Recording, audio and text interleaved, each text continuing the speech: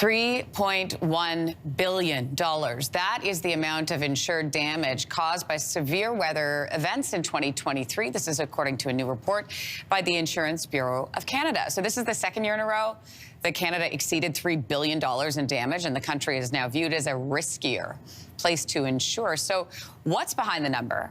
And what role does inflation play in all of this? For more, we are joined by McGillivray, Manager Director at the Institute for Catastrophic Loss Reduction. Good morning to you. Good morning. So I'm going to list the top 5 costliest weather events from 2023. They are, according to this report, Nova Scotia flooding, which cost $170 million. The Prairie summer storms cost $300 million. The Ontario and Quebec ice storms cost $330 million. The severe summer storms in Ontario cost $340 million. And the Okanagan and Shuswap wildfires cost a whopping $720 million. So how does this year compare to previous years? It was another busy year, and as you mentioned, it was the second year in a row where we exceeded $3 billion. Year after year, it seems that we're breaking records for insured losses from disasters. Have to stress that this is the insured damage. It's not the total damage. The total damage number is much larger. We don't know that number, but it's always much larger. It's just costing society way more money each and every year. How does inflation, I mentioned that in my intro, how does inflation factor into the cost of these severe weather events? Yeah, it plays a really big role, especially the big inflation numbers we've been seeing over the last year or so.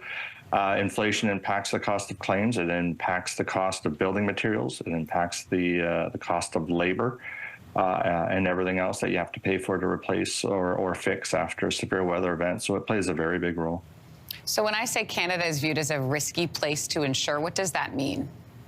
Well, you know, back in the day, I've been doing this for a long time, but back in the day, disasters were pretty meek.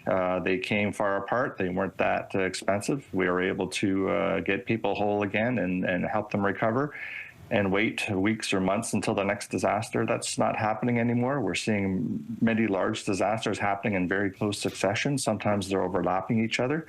That's not the way it used to be.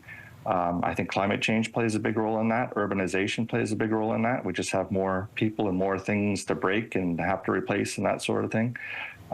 So Canada is changing. And as we become a bigger country and more people and cities become bigger and climate change bites in further, we're just seeing more and more damage year after year. So what does that mean for people, Glenn? I mean, how challenging is it for people right now in these high-risk areas to even get insured?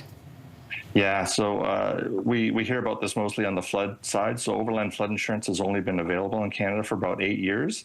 And there's a portion of the population, I think around 10%, maybe just under, that really can't get overland flood insurance because they live in a very high-risk area where flooding occurs all the time. Right now, the Insurance Bureau of Canada is working with the federal government on a solution for that. But in the meantime, there are people that are going without overland flood insurance. The federal government committed to a national flood insurance program in last year's federal budget, but progress has stalled. What needs to happen to get that funding secured, and how will that help? It'll help big time because, as I mentioned, there's a large portion of the population that don't have that insurance. It takes time to develop a program like this. It's not something that's going to happen overnight. I think it's progressing very well. We should see something happening soon. That is an Insurance Bureau of Canada project, though, not an Institute for Catastrophic Loss Reduction project. But we will see something, I think, shortly. A lot of hard work from a lot of people are going into the development of that program. Glenn McGillivray, thanks for your time this morning. Thank you. After the break, everybody, the battle of